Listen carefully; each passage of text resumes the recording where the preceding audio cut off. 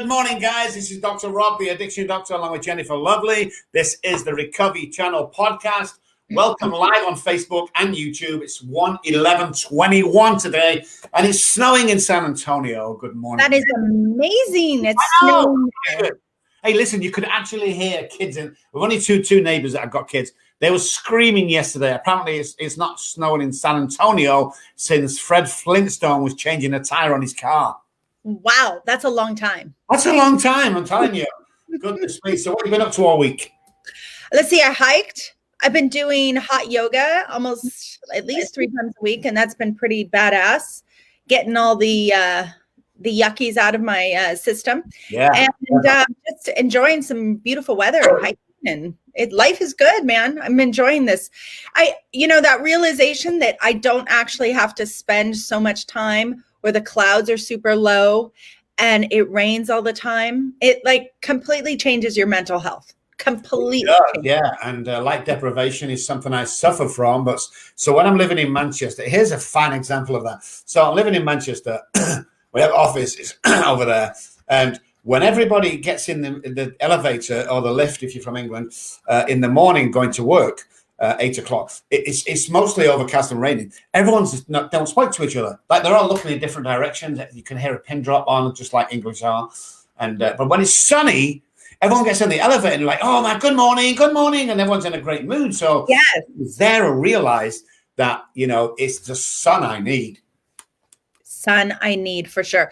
I grew up in the sun, Southern California, Arizona. I lived in like Havasu City, Arizona. That's where the London Bridge is now. Did you know that? I did not know. Yeah. So we had the London Bridge. So you didn't know we had things in common, did you, Dr. Rob? I did not. No, that's amazing. That's falling down. Falling down. And it did. And the guys, Mr. McCullough, took it back to Lake Havasu. Oh God, that's freaking awesome. Is it actually there? Is it actually a piece? Yeah. See that? I didn't even know that. Yeah. Wow. Yeah. Crazy. I used to jump off it my crazy teen years. I thought about that a few times when I was in London, when it was still in London. I thought of jumping off it a few times. But looks like God had a different plan for me. Yes. Oh my goodness, here we are today on this great Monday morning. Guys, I know you're asking yourselves, who's on the show today? And let me tell you, Andy Grant's on the show. Such an amazing guy. Real Men Feel. Wait till you listen to this guy. He's awesome. It's straight to the point. And it's all about, mostly about guys revealing who they are, what they need to be, and the feelings and, deep down stuff that we never really share with anybody. And I know when he was on his show, it was a great just an unbelievable experience. Really?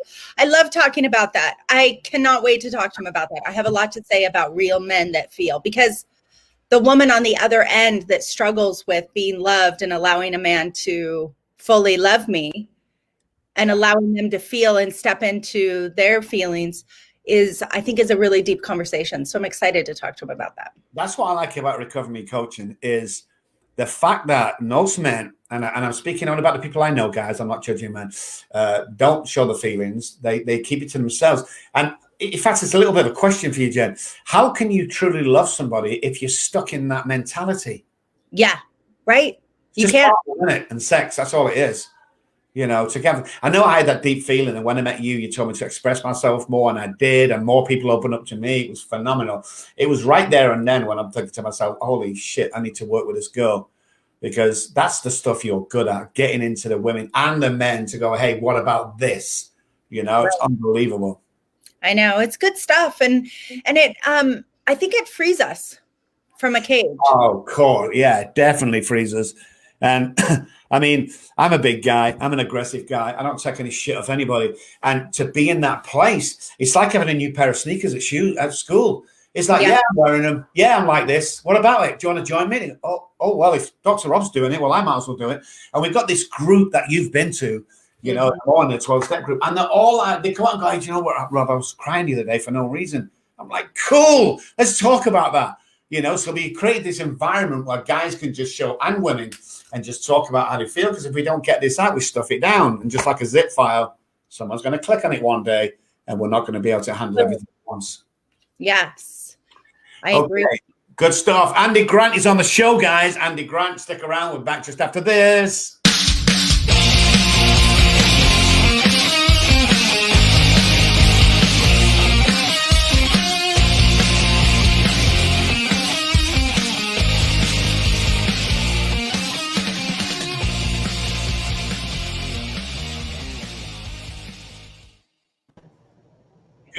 Welcome back, guys. This is Recovery Channel Podcast.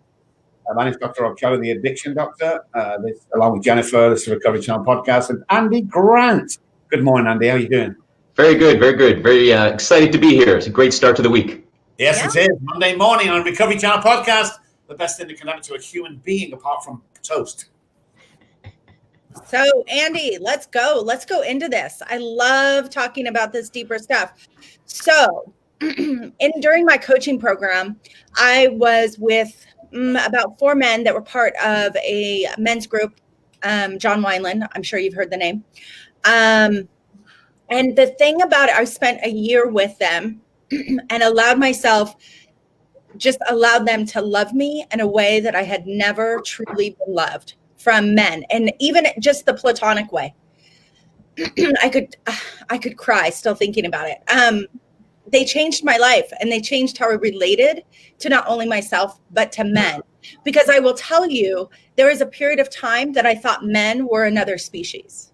That's what I referred to them as, because I had so much pain around men.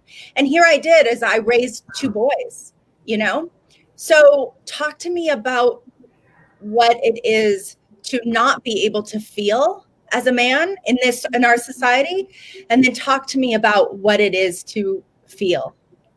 So every man does feel. Yes. It's just that they don't express it. They don't acknowledge it. I say all the time that silence kills men. Mm-hmm. And they're silent to themselves. They're silent to others. You had that beautiful, blessed opportunity to meet 4 genuine, authentic men that could share all of themselves and really impact your life in a positive way. So there's nothing wrong with masculinity. There's things wrong with distorted, extreme versions of masculinity. Being a man, too many people have been taught that there are some emotions are for men and some are for women. Men are human beings. We are entitled, allowed, and encouraged, and in fact, we need to express and feel all of our emotions. That's what makes you real in the sense of being genuine, authentic, right? A man can't be all he wants to be if he thinks some part of him isn't manly. I always tell guys that the only definition of masculinity that matters is yours. Mm-hmm. If you're living by somebody's rules of masculinity and you look at them and they're miserable bastards, well, why do you want to live? Why do you want to follow that path? Right? Feeling. Your heart is your guide. We all have, I talk about emotions as our natural GPS system. Mm-hmm. But if guys aren't willing to feel it, they lose out on their intuition, their direction, their meaning, their purpose. Men hurt themselves by thinking emotions are bad. Mm-hmm. All the time. My dad was like that. My dad's generation was like that. And suppose my generation is, my life was literally mapped out. I was supposed to leave school, not go to college, and work at the gas board like my dad. There was nothing wrong with that. My dad was awesome. Have children, go to the pub every Friday, Saturday night, and be a man's man. And that was it. And you had a fight or you were gay, where I come from. And, when I finally got around, because it was really hard for me, Andy, to sit down with somebody and start discussing my feelings. I mean, oh, my goodness, are you kidding me? So explain to me, when somebody comes to you and you know what they want, but they don't, as in pouring their heart out and getting in touch with the real man inside them, how do you start? How do you slowly bring them into your way of life? Well, it's really giving a place where I just listen. Without judgment, and I do get guys to share, and so many people tell me I've told you things I never told anybody, and it's like their first meeting with me, and it's just making that space non-judgmental. So many guys live in fear, and they don't acknowledge it, they don't see it, but guys are terrorized by the thought of being judged, of being ostracized, of being called gay, of being bullied, being picked on. No matter how tough they are, it's all this mask to this inner pain. And if there's a place where you can open up about that pain a little bit, admit it, drop the mask that you've got it all figured out, that you're a man and everything's fine and you're stoic and you don't need anybody's help, all of that's all lies that literally destroy lives. So, so as a woman, one of our deep, I think, wounded place is that we're not going to be good enough, that we're not skinny enough, we're not pretty enough, we don't wear the best clothes, our boobs aren't big enough, all of the things that the outside, and we won't get the guy, and then we have to compete for the guy because that's what society has told us. So talk to me about what men deeply are afraid of. Again, it's judgment, it's rejection. So many guys are afraid to talk to the beautiful woman for the fear of them saying no, and everybody's seeing and the whole place laughing at them, right? Every guy lives in abject terror of being judged by someone, because that's what society has told us, right? The silent group of men shall pass judgment on you are successful or not, right? You did not get the good girl. Her boobs are not big enough. Your penis is not big enough, right? Men are as full of not enoughness as women are, but they hide it. They lie about it. It comes out in destructive behavior. It comes out in addictive behavior. If we were taught to feel from a young age, life would be just so much easier. Right. Women are more likely to bond and connect and have friendships and talk about it. Men are more likely to shut up. Men face challenges and they pick up a bottle. They put on the TV. They look for someone to have sex with without any emotional attachment. Right? They look to detach and be out of their bodies.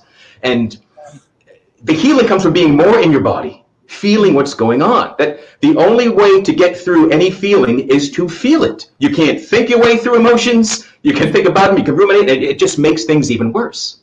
Yeah. So do you think that men are scared of rejection all of the time? Yeah, I think that's a driving force. Isn't that crazy? Yeah, it is. I mean, it's being picked last in a gym class when you're in like elementary school. It's not being picked for the job. It's not being picked for the date. It's not being swiped on Tinder. Like, it just goes on. And it all comes from, you mentioned earlier about you can't love someone else if you don't feel. You can't love someone else if you don't love yourself first. That was me, Andy. That was me being last picked at school. That was me being last picked at the football team. And I know for a fact that when I started working on me, I had this enormous confidence come over me. But the crazy thing was, and this is what me and Jennifer teach a lot, is I started seeing me as other people saw me. And I was freaking awesome. And there's no need to be afraid. And like the other way around, people were afraid of me. I used to go to my friends or even Janet go, how come such and such a body doesn't even talk to me when we go to this? He said, you're intimidating now.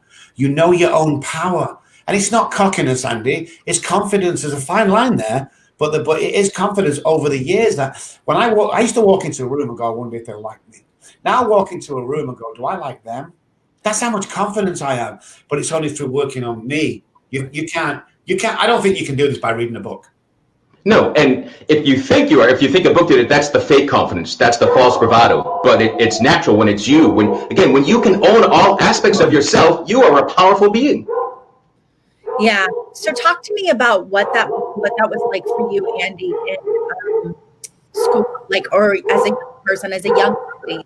How did you heal that young Andy? So I didn't know this term until I was an adult, but I was a very empathic kid.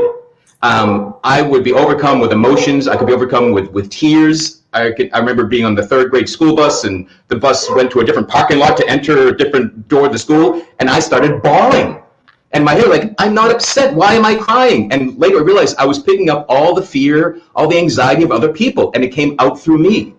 So I was a nice kid. I was sensitive. I was emotional. These are all things I thought made me broken and wrong. I was suicidal from a very young age because of how much I felt. I started drinking. My first drink was around age 10. Pre-teen, I would intentionally get drunk so I could cry, so I could get the pain out of me. So my experience was horrible, but I didn't share with anybody. I felt things, I kept them to myself, I judged them because that's what society says, that's what men do, and I had a miserable experience. Yeah. Wow, that's crazy. Andy Grant is on the show, guys. We'll be right back after a word from our sponsor.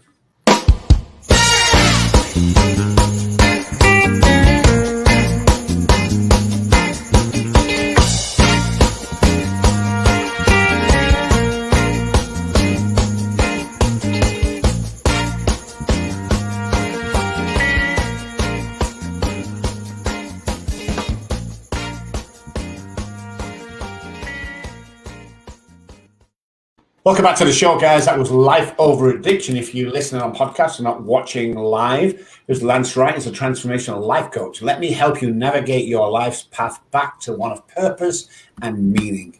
He says the chains of shame and guilt no longer have to hold you back. Let's start a new conversation, he says.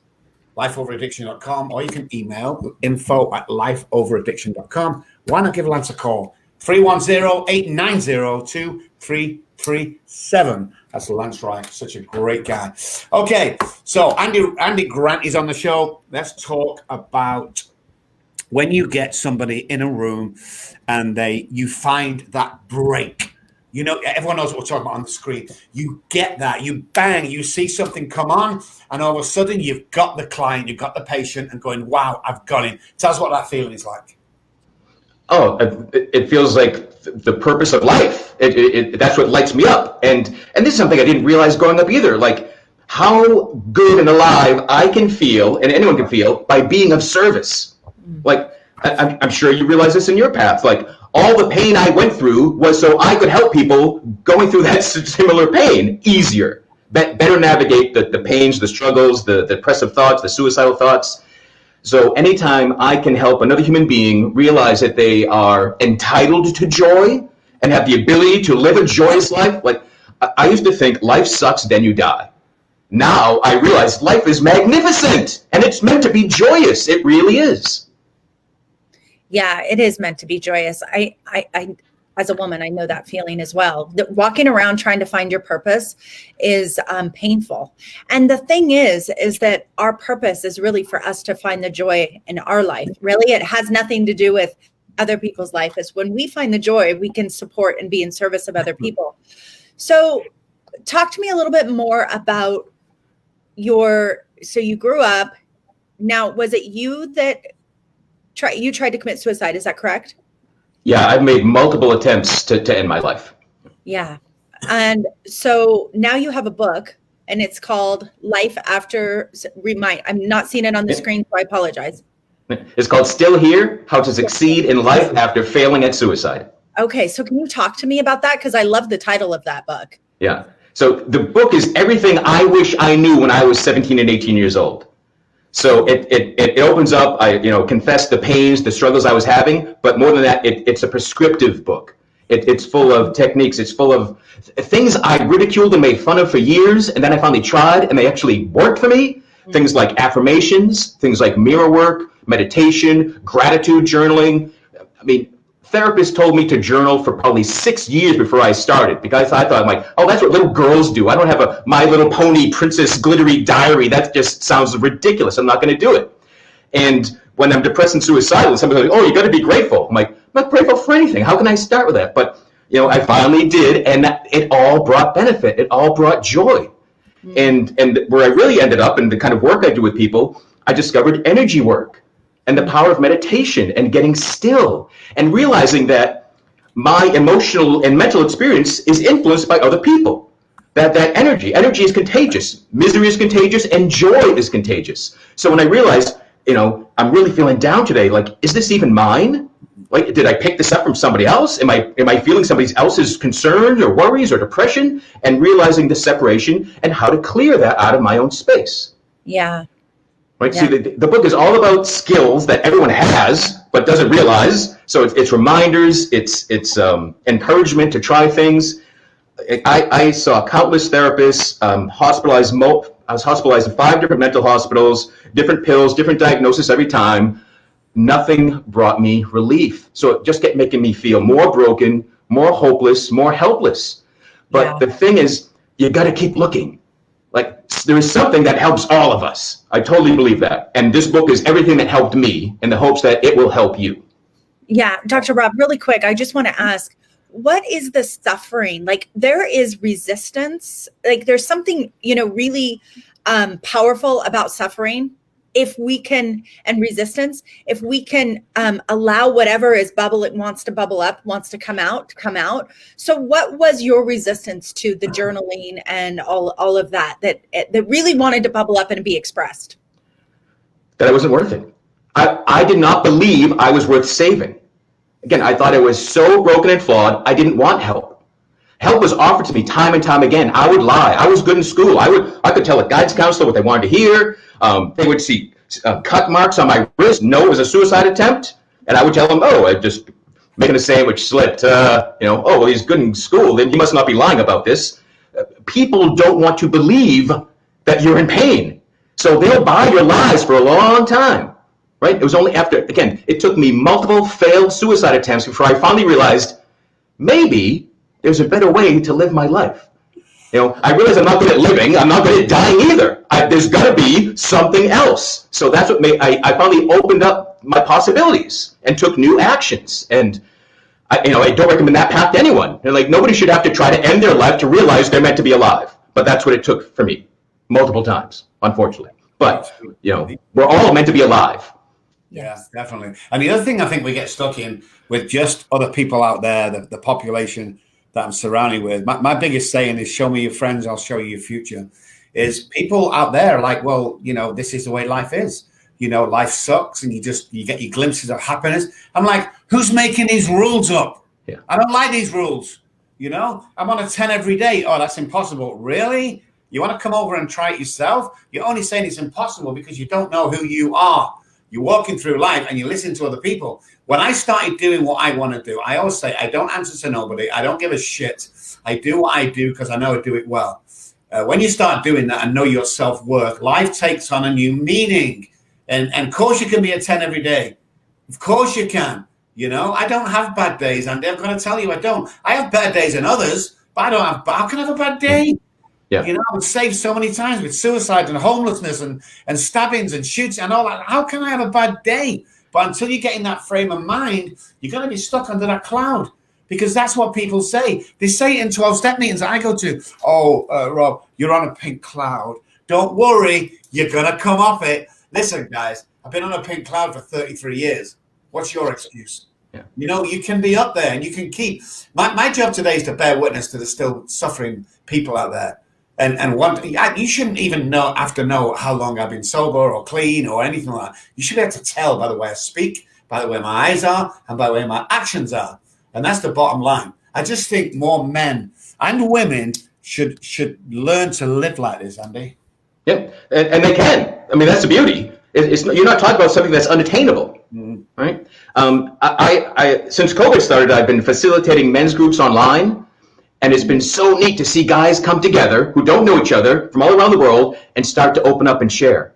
And the thing that I love, the competitiveness of men can kick in and be beneficial, because one guy really shares deep and has tears in his eyes. Then the next man's like, whoa, I got to top that. I've got to meet that, right? So it can help us too. So all these competitive guys don't know each other, and they're trying to out-feel each other, and they try to out-share each other. So it's really this beautiful way to see, again, healthy masculinity expressed. But my worst days now were days I could not dream of as a kid. I used to think when I was depressed and suicidal, I thought happy people were just flat up here like Ned Flanders. They were just always happy and it was all fake and bullshit. But, the ideal life is like the stock market. Higher highs and higher lows. Like there's still a range of emotions. There's always an emotional roller coaster, but it doesn't have to be like, I gotta die, I'm finally liking life. It's not this manic depressive ride. It's just higher highs, higher lows. Life gets better and better if you let it, if you do the work, if you dig into yourself and find out that you're in your own frickin' way. Yes, for sure. So talk to me about what emotion was not allowed in your house. Anger or sadness? It was more anger for sure. I was a sensitive kid. I was encouraged. I was raised by a single mom. My parents divorced when I was 5. It was very acrimonious. They battled in court. It was ugly. There was fights. There was police visits, and my dad would try to break in to see me. They didn't talk to each other. So the alimony check, I got it from my dad and handed it to my mom. So I thought it was being rented for years. I believed this was my job. My dad has bought me for a few hours to spend some time with me, and now I return to my original caretaker, my mom. And it messed me up. It was very bizarre. So I couldn't be angry at my mom because it was just us. I'd be kicked out in the streets if I was angry at home. And I couldn't be angry at my dad. Like, there was so much anger between my parents, I felt like I could just witness their anger. I couldn't express my own. But also at the same time when my parents were getting divorced, a neighbor started molesting me, which really started the worldview that it's not safe, I can't trust men, and just things built to make my shell even thicker. So I expressed even less, and I would only, I would be a good boy. I didn't want to be the next man kicked out of my house, so nobody knew about the molestation. right? So I just get things quieter and quieter. And on the outside, smart kid, good in school. Well, that's all that matters in society. Everything must be fine with Andy. Right. Nobody pushed me to go deeper. And if they did, I could lie. I covered it up, right? Because I knew that I was a mess. I knew I was so flawed. I thought if people really knew me, they would all flee. Yeah, you buried their shame. All men has, unfortunately, or most men I know, and women, if you only find out who I really was, then you obviously don't like me. And another one of the things we try and do as well, all of us on the screen, I think, is if we could swap places for 2 minutes with our people, their lives would change instantly if they saw who they really were. But we don't. And I try and express, especially to guys, that you will never, probably never, I don't know your true power and the effect you have on people. I mean, you will never know. I do a book study. Jen came once, and it was a great book study. I try my best. I'm very knowledgeable about a 12-step book. And when I go, I get texts off my sponsor, which is one of the guys that runs the place. And he goes, "Oh my God, so many people have texted me saying you were amazing." I'm like, but nobody told me. Nobody ever tells me. And that's the other thing, Andy, that I fight with is I was walking past the break room once in our offices in Dallas, and I heard one girl say, "Oh my God, did you see that guy come in 20 minutes after spending with Dr. Rob? He come out happy. He was amazing." And the other girl said, "Yeah, I know. Have you told him that?" And he went, "Oh, no. I mean, Dr. Rob already knows." It's like, we don't know. You know, people need to tell us this stuff on a daily basis. One of my biggest things in life is complimenting 3P on a daily basis. 3 people. Because we need to hear that stuff, whether you're a president or whether you're a road sweeper, we need to hear that stuff. Because you can bet, well, I say about 60%, 70% of the time, you didn't get it from your parents, that's for sure. Because my generation would never do that. In fact, I was taught to lie in my house. If anybody calls, we don't live in this horrible estate. We live in the posh estate, so never give this address. That was drummed into me as a child. It's unbelievable. Two quick fire questions before we go to a break, Andy. Well, and I know you've got loads, but just try and pinpoint. Worst time of your life, best time of your life. Oh, yeah. Worst time of my life. Worst time of my life, waking up after my first suicide attempt that landed me in the emergency room, realizing what had happened, realizing I was pissed that I was alive, and the first nurse was a mother of kids I was in high school with. I was like, oh crap, now I felt even worse. I'm alive, and now this is not going to be able to kid in. It was horrible. Still, best feeling of my life, my wedding. I've been married 23 years now, and still that wedding day, like, again, I never thought I'd be married. I never thought anybody would love me, and it was a room full of people celebrating us, and it was a Halloween, it was a costume party, so it was everything. As a kid, I dreamed of just having this crazy celebration, but that still stands out as my happiest moment. I love that, absolutely. Andy Grant is on the show, guys. Commercial break. We'll be right back with Jen, who's going to grill Andy some more, hopefully. Stick around, guys.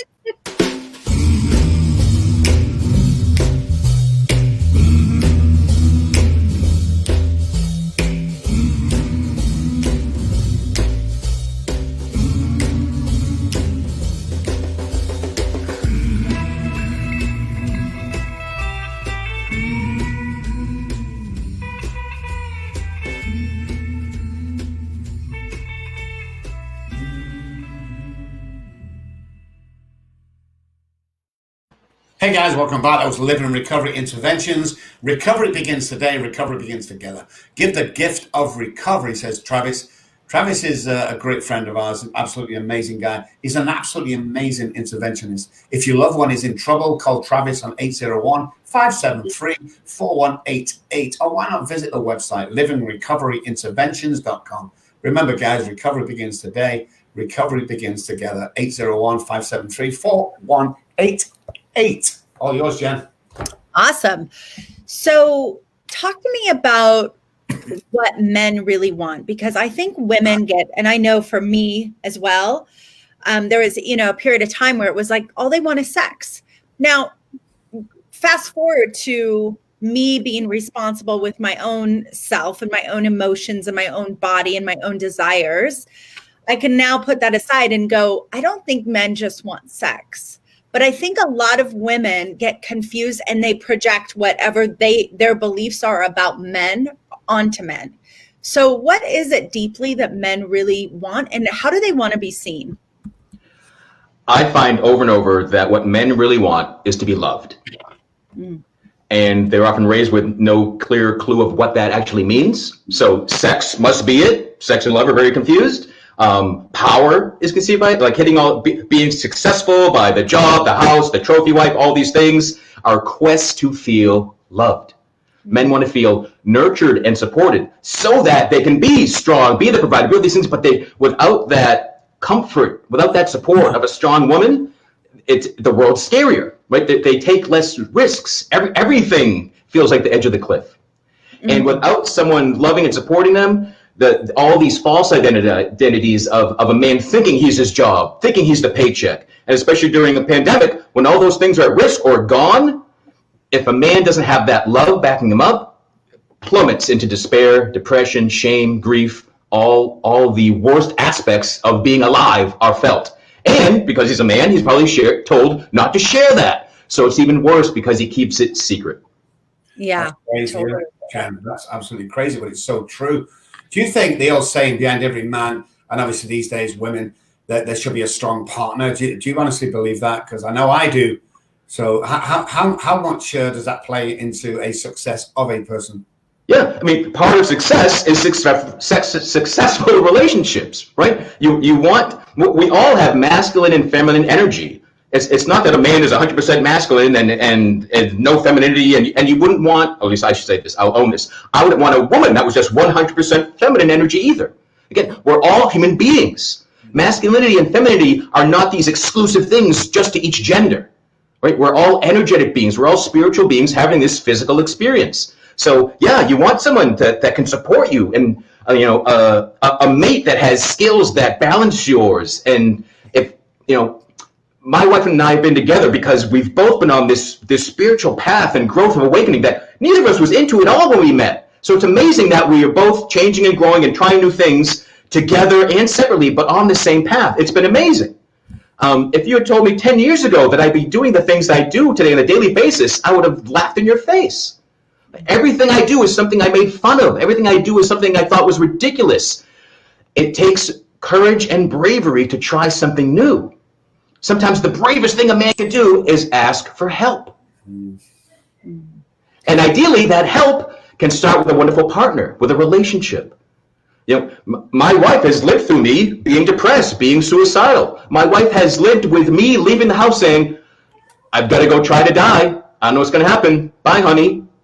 And I had no idea what that did to her because she didn't share it, right? It took this breaking point for everyone before she said, I was raised being used to professionals. Doctors say, you can tell me anything. So when my wife says, you can tell me anything, I think of her as a professional and that whatever I share has no effect on her. But it does because she's human. But so she kept that to herself for years.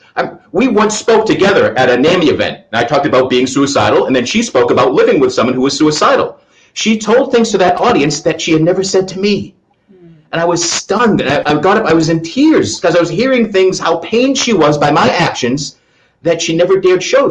Because she didn't want to be a reason to have Andy get more depressed, to move forward. But I was just, so I gave her permission, call me out, like chew me out. You yank me out of bed. Like I know you love and support me. Don't placate it. If I'm headed down, don't make it easier to go down.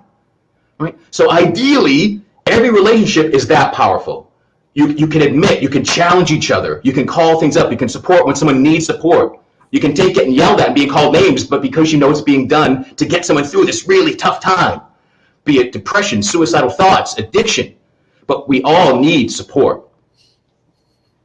We do, and I think that it's such a it's painful because what happens is that we project our stuff onto the other person and we want to take care of the other person. And the truth is that we don't actually want to feel those feelings as the partner, right? And so that's the painful part. That is the deeply painful part. And I really want to say this is I didn't know that my heart could have multiple feelings at once until I dropped my child off at his first rehab when he was 16. And I sat in a group of people and they're like, give me 5 feelings you're feeling right now. And I was like, what? 5 feelings? Like I can only have one. So I think it's interesting to be able to, people can step into, I can have joy and be sad. I can be happy and pissed, right? It can be a both and. So I have a little bit of a controversial question, and because it's everybody's a little tiptoeing around this, but when we look at and not from the political standpoint, but from a man standpoint, imagine Donald Trump if he got in touch with his feelings, if he got in touch with that little boy, the power that he could do. And what I want to say about that, or what I want to ask about that, is that I am sure you've had men like that that have come to you that are so shut down and maybe narcissistic. I don't know. How do you help them? So a man to the level of being shut down as Donald Trump has never come to me. Okay. Donald Trump does not seek help. Yeah. He's a great example. Glad you brought this up. I see him as the least aware man I've ever come across. Mm-hmm. He has no idea when he's gone too far. He has no idea that he affects other people's emotions and thoughts and feelings. Right. And he is the living embodiment of the worst of the father wound. Mm-hmm. He had a emotionally distant father, was raised that success was money, success was buildings. That's all that mattered. Winning, winning, winning. That's all he cares about. Mm-hmm. And that's the wound. So he's this living 73-year-old embodiment of this wound. I can't believe that he's ever talked to his inner child. He shut that stuff down at a young age to win his father's love and respect. Yeah. I don't know they ever worked. No. But that he is, to use Eckhart Tolle, like he is a living, walking pain body. Yeah. That achieved the outward signs of success, but inside is empty. And you can tell that because it's so easy. You compliment him and he loves you for life until you don't compliment him. And then you're the enemy. It's black or white feeling and thinking and actions. Mm-hmm. Right? But yeah, he would, something, I don't know what it could be, something would have to challenge a man like that so much that he would begin to see that how I'm living isn't working. I've got to get support. Right. But yeah, they don't come to me. Mm-hmm. Right? There's got to be a level of awareness. If you aren't aware of the issue, if you aren't aware that there's a problem, if you're not ready to take responsibility, you're not seeking help. Right. It's very hard as well when you I see what many people in that situation do is they live off for their triumphs and sweep their losses under the carpet and never to be spoken about again. And that must send some sort of message to the brain. If you're succeeding and powerful and, why would you seek help? Yeah. There's a huge shame closet in the psyche of Trump and other narcissistic men and women. Any narcissist has. Yeah. It's wrong to feel it, to experience it. So I can't be wrong. So I must hide and deny this. And it gets bigger and bigger and bigger and makes more self-destructive, outward abusive things. It's a bad scenario. But he's the perfect man to be seen at this time because it just shined a light on that. Mm-hmm. So more people, he connects with people that are sharing that pain and he awakens people to go, oh my God, I wish we could see that all these men and women are in pain. They're dealing with wounds. They don't know themselves. And it's easier to blame than take responsibility. That's what's happening. And allowing everyone to see this lets everyone make that choice. Do I want to be part of the blame gang? Or do I want to take responsibility? And it starts with me. I mean, Gandhi, do you want to be you want to see change the world? Start changing yourself, right? Yeah. And I think the hardest thing too is like we go back to that childhood, we go back to the mother, we go back to the father. And while those things are incredibly important, we can't give it all to our parents, right? Like, I could go on and on about my parents, about who they were, who they were not. And at some point I had to really look at myself and my reactions. And yes, there was a deficit, and my deep hurt that I was projecting out into the world is mine. It's not theirs. And I think that's what people don't fully grasp. But when they come to do transformational work, when they come to do some deeper work, when their marriages are falling apart, to really look at that place, I think that is in a desperation. We change in the midst of our desperation. Yeah. So talk to me about the clients that you do have, and what do you like? What is the thing that you want people to deeply know about, not only about you, but what's possible? when you take responsibility for your life, anything is possible. Yeah. People are just been brainwashed by parents and teaching in school society to live in this little box. And I encourage people to see that when they realize their box feels uncomfortable, that's a great thing. Celebrate that, because it means you're aware that there's more. You can push down these barriers, take these walls down and expand. I do a lot of spiritual work with folks, and I get to have them see themselves. And we talk about witnessing yourself, seeing how powerful you really are. And I work with the Akashic Records a lot, and the most common thing I'm telling people, your willingness to grow, your soul's expansion literally is the fuel that keeps the universe expanding. So talking about purpose, like, it is your purpose to decide what your purpose is. It is your purpose to live with more joy. It is your purpose to find a way to heal yourself and be of service to other human beings. That's what keeps everything going. What I encourage, and I just get men to celebrate when they realize, I don't like this. I'm like, great, because you can't change it until you realize you don't like it. It's easy to say, I don't know what I want to do. I don't have any passion. I'm like, well, fine. So make a list of that, because it helps direct you to what you do want to do. We're all entitled to live passionate, healthy, vibrant lives. And again, I'm just living proof. I thought I would have bet everything I could possibly earn in my life that I would have not lived past being 18 years old. Every decade of my life has been better. When I was growing up, nobody told me that was possible.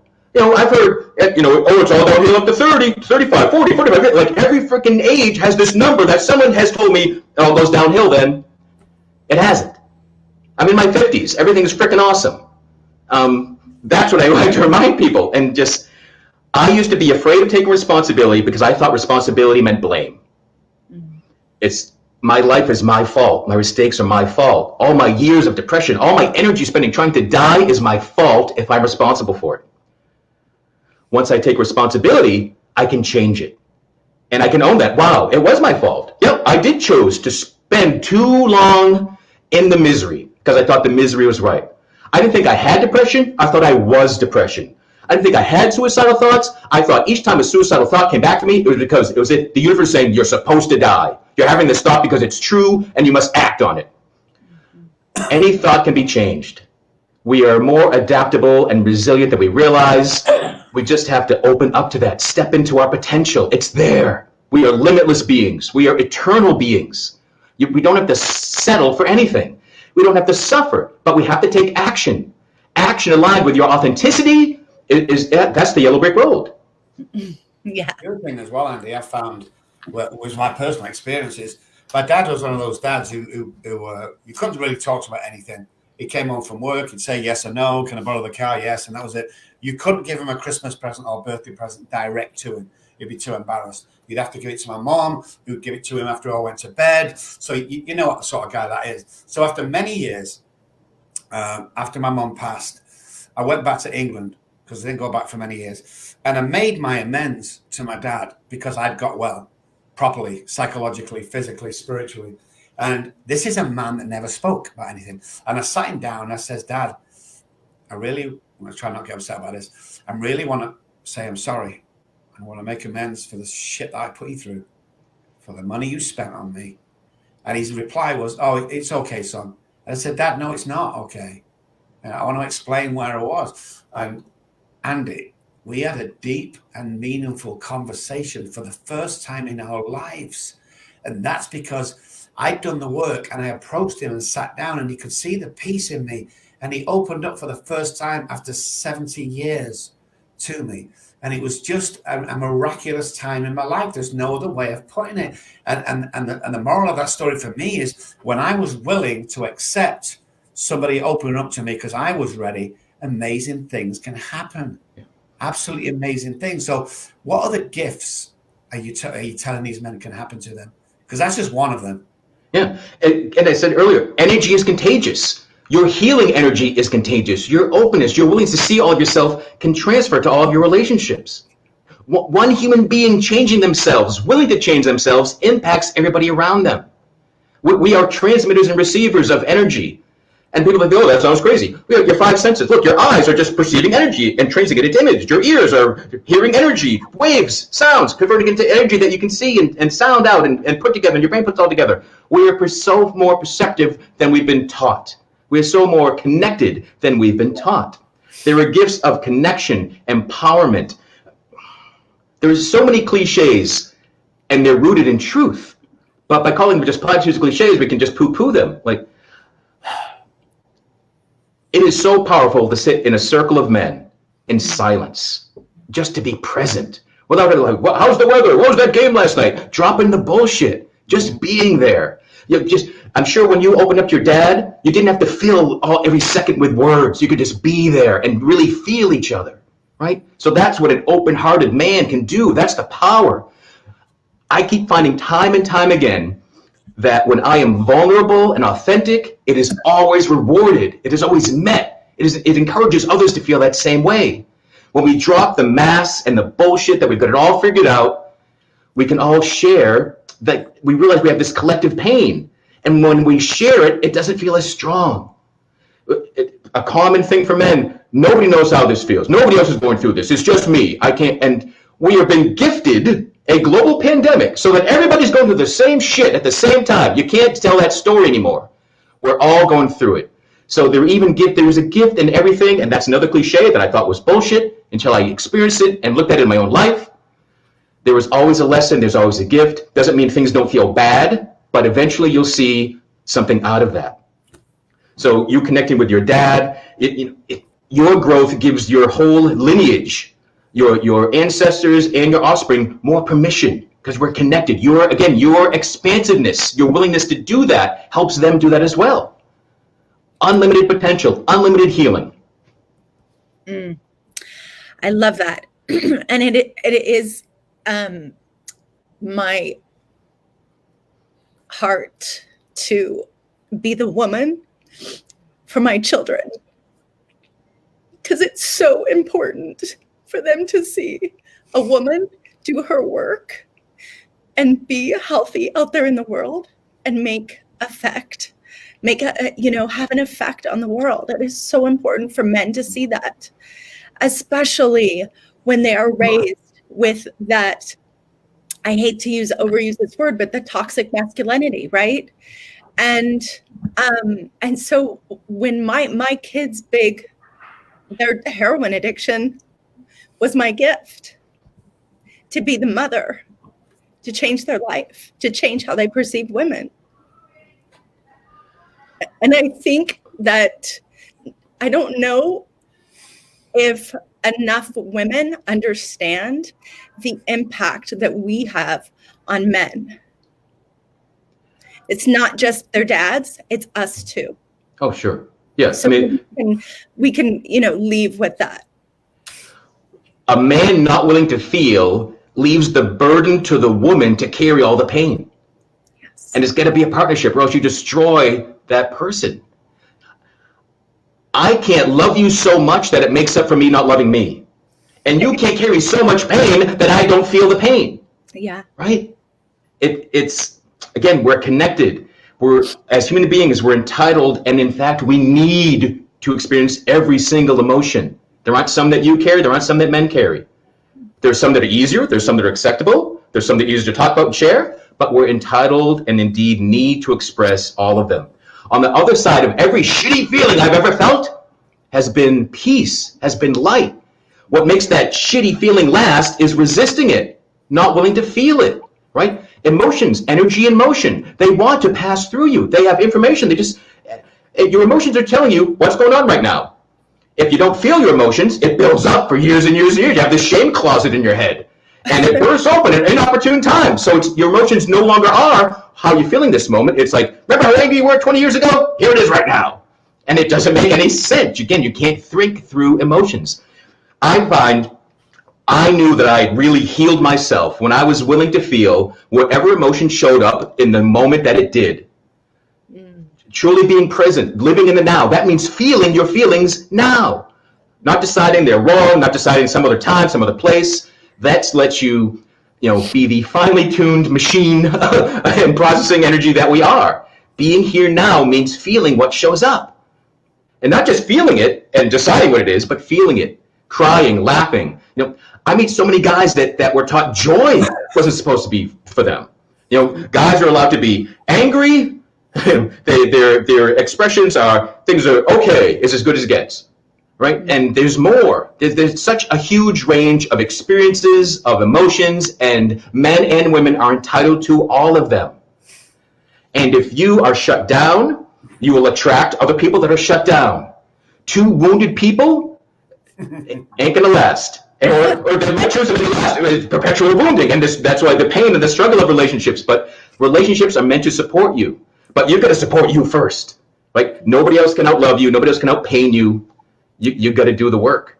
I love it. Absolutely. Once again, Andy, we've run out of time, unfortunately. TheAndyGrant.com is the website. We got to finish now, guys, because we've got, obviously, me and Jen are busy every hour of the freaking day, which is awesome. But we have to. Before I want to go, I just want to say, Andy, a couple of things. First of all, I want to thank you so much for who you are. I want to thank you so much for the effect you are having on millions of people's lives, because the ripple effects, of course, you had effect on my life, and I'm sure you've had an effect on Jen's life. So from me, I just want to say, first of all, thank you so much for the work you're doing.